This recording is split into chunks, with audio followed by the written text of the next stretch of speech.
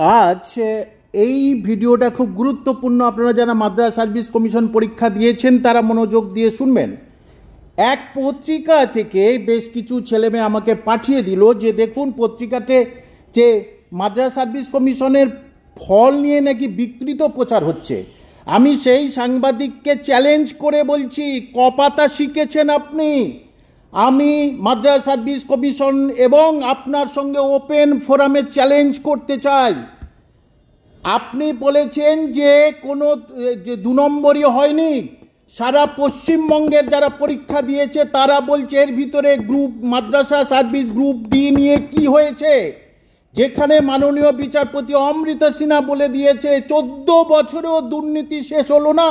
কোথায় ছিলেন আপনি? কপাতা লেখাপড়া করেছেন আর ছোট্ট একটা পত্রিকায় লিখে বিরাট কিছু হয়ে গেছেন। মাদ্রাস সার্ভিস কমিশন সম্বন্ধে কতটুকু জানেন আপনি আমার সঙ্গে ওপেন চ্যালেঞ্জ করুন।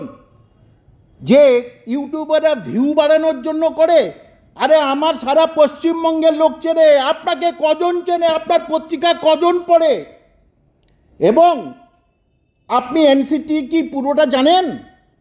এনসিটি 5 মার্ক 90, সেখানে কোনো কাট অফ দেওয়া হয় না। কিন্তু কোথা থেকে পেয়েছেন যে এনসিটি নিয়মে আমরা নেগেটিভ মার্কিং দেবো? সেটা আপনার কানে যায়নি। আপনি অতটা লেখাপড়া করে, ভালো করে লেখাপড়া করে, আমি যেমন চ্যানেলে গিয়ে মাতিয়ে দিয়ে আসি, ঠিক লেখাপড়া করে তবে লিখবেন। পরিষ্কার করে আপনার বললাম, মরালিটি আপনার নেই, মরালিটি আপনার পত্রিকার নেই, দায়বদ্ধতা নেই আপনার। কি জানেন আদৌ যে কাট অফ মার্কস কেন নবম দশম একাদশ দ্বাদশে কেন কাট অফ মার্কস দেবে না? আর হঠাৎ করে কেন বলছে আমরা তুলে নিলাম নেগেটিভ মার্কস? বাবা বাবা, পরীক্ষার আগে বললেন কাট অফ, পরীক্ষার আগে বললেন নেগেটিভ মার্কস থাকবে, আর এখন বলছে নেগেটিভ মার্কস তুলে দিলাম। তাহলে কেন এই দ্বিচারিতা? আগে এগুলো জিজ্ঞেস করুন, যাদের কাছ থেকে সংবাদ সংগ্রহ করেছেন তাদের কাছে আগে জিজ্ঞেস করুন, তারপরে হচ্ছে কলম ধরবেন, তারপরে লিখবেন। মাদ্রাস সার্ভিস কমিশন পরীক্ষা জীবনে কোনো দিন দিয়েছেন? আর যদিও বা দিয়ে থাকেন, তার নিয়ম শৃঙ্খলার সম্পূর্ণ আলাদা করেছে এখন।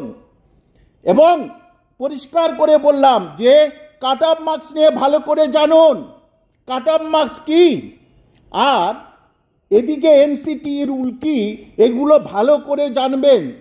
আর ম্যাচুরিটি হচ্ছে কে আপনার? কেন আপনার ওই পত্রিকার যারা আছে না, কারণ ম্যাচুরিটি নেই আমার সঙ্গে লড়ার মতো। পরিষ্কার করে বললাম, যদি ক্ষমতা থাকে আমার সঙ্গে ওপেন ফোরামে আসুন, ক্ষমতা থাকলে আমার বিরুদ্ধে কোর্টে কেস করুন, দেখিয়ে দেবো, রাজ্যবাসীকে দেখিয়ে দেবো যে কামাল হোসেন একমাত্র শিক্ষক যে হতাশ ছেলে মেয়েদের পাশে আছে। মাদ্রাসার ছেলে মেয়েদের নিয়ে যে ছেলে খেলা চলছে তার বিরুদ্ধে আমি প্রথম থেকে রুখে দাঁড়িয়েছি। কোনো সরকার পক্ষ কারোর পক্ষে নেই, আমি ছাত্রছাত্রীদের পক্ষে। তো আমরা মাদ্রাসা সার্ভিস কমিশনের কাছে আবেদন জানাচ্ছি যে আপনারা আপার প্রাইমারির মতো আমাদের প্রাইমারিতেও যাতে আমাদের সিলেবাস বইগুলো কোশ্চেনে যাতে নাম্বার দিয়ে দেওয়া হয়, তার জন্য আমরা অনুরোধ করছি। যদি আপনারা আমাদের এই 27টি সিলেবাস বহির্ভূত কোশ্চেন যদি আপনারা আমাদের সঠিক নাম্বার না দেন, সেক্ষেত্রে আমরা কেস করতে বাধ্য হব। তো আমরা মাদ্রাসা সার্ভিস কমিশনের কাছে আবেদন জানাচ্ছি যে আপনারা আপার প্রাইমারির মতো আমাদের প্রাইমারিতেও যাতে আমাদের সিলেবাস বহির্ভূত কোশ্চেনে যাতে নাম্বার দিয়ে দেওয়া হয়, তার জন্য আমরা অনুরোধ করছি। যদি আপনারা আমাদের এই 27টি সিলেবাস বহির্ভূত কোশ্চেন যদি আপনারা আমাদের সঠিক নাম্বার না দেন, সেক্ষেত্রে আমরা কেস করতে বাধ্য হব। 20 WB MSc 7th SLST TET primary আমাদের পরীক্ষা অনুষ্ঠিত হয়। তো সেই পরীক্ষাতে আমাদের সর্বমোট 27টি কোশ্চেন আউট অফ সিলেবাস আসে। তো যার ফলে আমরা এই 27টি কোশ্চেনের যাতে আমাদের পূর্ণ মার্কস দেওয়া হয়, তার জন্য আমরা মাদ্রাসা সার্ভিস কমিশনে গিয়ে আমরা ডেপুটেশন দিই, কিন্তু আমাদের এই দাবিতে কোনো কর্ণপাত করা হয়নি। একইভাবে আপার প্রাইমারিতে মাদ্রাসা আপার প্রাইমারি সেতে যে টেট হয়, যে প্রাইমারি আপার প্রাইমারি যে টেট পরীক্ষা হয়েছিল, সেইখানে একই রকমভাবে 27টি কোশ্চেন সিলেবাস বহির্ভূত হওয়ার কারণে তারা যে কোর্ট কেস করে, কোর্ট কেসের শুনানি হলে তাদেরকে 27টি কোশ্চেনের পূর্ণ মার্কস তাদেরকে প্রদান করা হয়।